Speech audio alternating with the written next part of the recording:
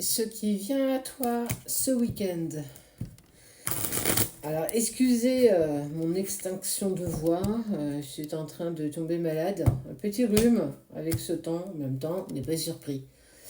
On te parle d'amour pour toi pour les 3 jours qui viennent.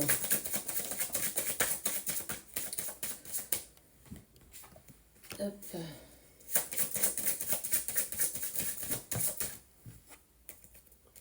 Ouh là là là là là là là là. Il y a une personne à laquelle tu tiens clairement beaucoup. On voit l'âme, la communication malgré les épreuves. Il y a une personne alpha qui va prendre une décision, en tout cas prendre une direction, qui est déjà la communication entre vos 2 âmes, malgré les épreuves que nous rencontrons. Alors, il y a une communication entre 2 âmes, ça veut dire que peut-être en ce moment tu es plus sensible la nuit à peut-être voir cette personne dans tes rêves, avoir la sensation de vivre vraiment intensément ce qui se passe pendant que tu dors. C'est ce qu'on appelle en fait les voyages astraux. L'âme n'a pas la possibilité dans la matière de pouvoir venir te voir et inversement, toi d'aller voir l'autre. On voit que du coup c'est possible de le faire dans ce qu'on appelle l'astral. Ce sont souvent des rêves où tu arrives encore à revivre cette scène. En fait, elle est parfaite dans ta mémoire et c'est vraiment perturbant. Souvent, d'ailleurs, dans ces voyages astraux, tu as un message de la personne de ton cœur qui soit va te dire qu'elle n'est pas prête, que ce n'est pas le moment, que... En tout cas, tu as forcément un message qui vient un petit peu répondre à tes interrogations du moment. Sagesse, éternité, ça fait partie de l'ordre des choses. Essaye d'aborder cette séparation avec beaucoup plus de sagesse que ce que tu fais, en tout cas de ce que tu vis actuellement.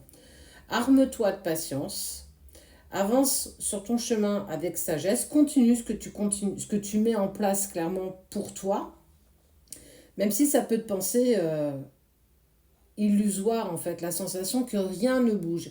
Dans les faits, oui, effectivement, tu peux avoir l'impression que rien ne bouge, mais énergétiquement, les choses se mettent en place. Déjà, il y a une connexion qui continue à se faire malgré cette distance physique que vous avez l'un par rapport à l'autre.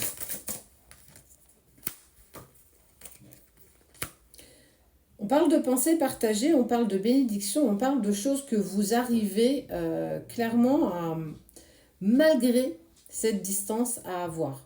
Souvent, on demande, est-ce que l'autre pense à moi? Bah oui, en fait, surtout quand tu es en relation sacrée, j'ai envie de te dire que quand tu penses à lui ou à elle, c'est parce que l'autre pense aussi à toi. En fait, c'est ce qu'on appelle la télépathie des jumeaux. Vous arrivez en fait à ressentir comment est l'autre, en bien ou en mal. Ça veut dire qu'à un moment donné, tu peux être pris d'émotions très intenses, négatives, sans comprendre d'où ça vient, alors que pour toi, tout roule. Et inversement, être dans une montagne émotionnelle haute où en fait tu as l'impression d'être hyper connecté à tout ce qui t'entoure. Ça, ce sont des traits particuliers que vous avez quand vous êtes en relation sacrée.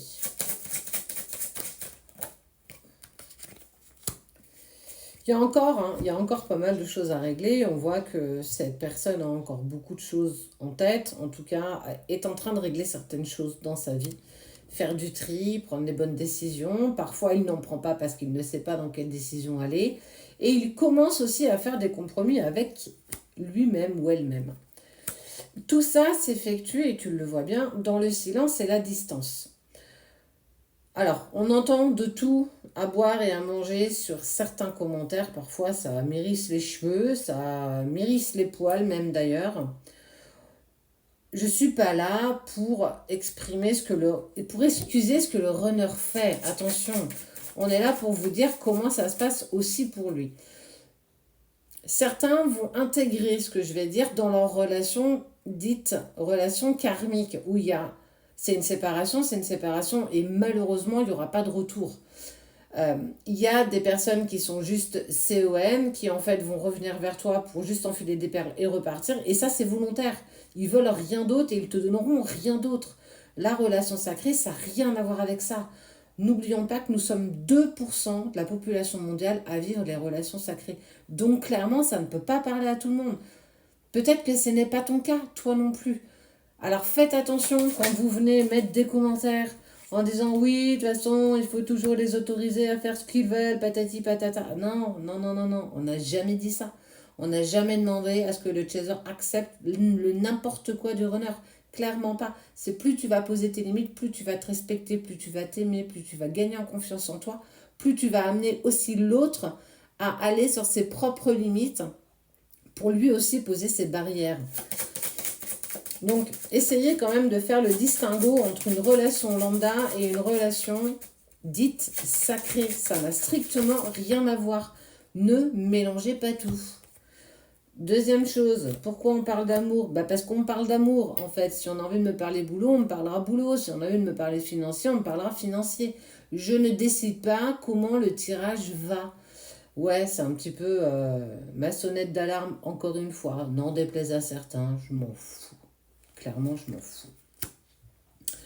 C'est une personne, en tout cas, qui continue à rester dans l'isolement parce qu'il y a une tierce qui l'a à l'œil, il y a une tierce qui guette un petit peu tout ce que ton autre fait parce qu'il est mis en épreuve, il est mis en obstacle aussi. En tout cas, il n'est clairement pas aidé non plus à avancer tranquillement sur son chemin d'éveil qui est le sien. Le runner n'est pas forcément un être éveillé et il ne le deviendra peut-être jamais.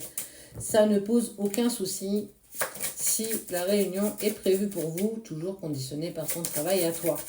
Il y a plein de choses à vous dire là-dessus, il y a tellement de choses à vous dire. En tout cas, cette personne va tomber sur un message que vous avez peut-être échangé à une époque certaine, peut-être il n'y a pas très longtemps, où il y a cet adversaire, ou bien, du coup, on peut aussi concevoir que la personne de ton cœur peut aussi t'envoyer un message. En tout cas, il y a la tentation de t'envoyer un message. Sans doute que la communication astrale, à un moment donné, ne suffit plus, et je suis totalement d'accord avec ça. Et donc, c'est pour ça que parfois, dans la matière, on peut être poussé à avoir envie d'envoyer un message à l'autre. En tout cas, il est très, très, très attiré par ça. Hein. Il y a l'attirance, il y a la tentation du message. J'aimerais savoir comment tu vas. C'est quelque chose qu'il pense tous les jours, qu'il a clairement envie tous les jours, mais c'est pas pour autant qu'il s'exécute. En tout cas, il maintient cette distance volontaire avec toi parce que c'est toujours pas le moment, c'est toujours pas le bon moment. Et tu vois, hein. Et on te parle du coup d'hérédité. La racine, c'est tout ce qui touche à la famille, c'est aussi sa force et sa rigidité, parce que c'est clairement explosif là. On sent que c'est compliqué pour l'autre en ce moment, émotionnellement, familialement. Il y a une tierce qui n'a pas l'air très sympathique non plus. C'est pas des excuses, je suis juste en train de faire un état de fait, ok? Soyons bien d'accord.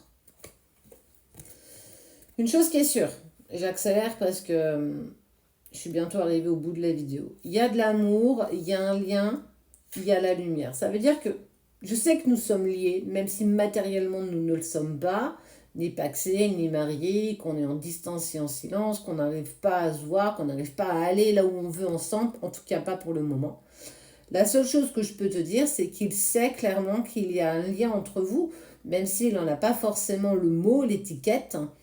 On voit bien que c'est l'amour qui est indestructible. Ce lien sacré est clairement indestructible. Tu ne peux pas le couper, tu peux l'enterrer profondément pour moins ressentir l'autre. C'est certainement ce que le runner a tendance à faire et fait. Mais ce qui est sûr, c'est qu'il y a toujours cet espoir de lumière, d'engagement et d'amour avec toi. C'est juste qu'aujourd'hui, ce n'est pas le moment. Donc, ce qui vient pour toi ce week-end, c'est déjà beaucoup de messages via tes rêves. La tentation de vouloir t'envoyer un message, peut-être qu'il passera à l'action ou pas.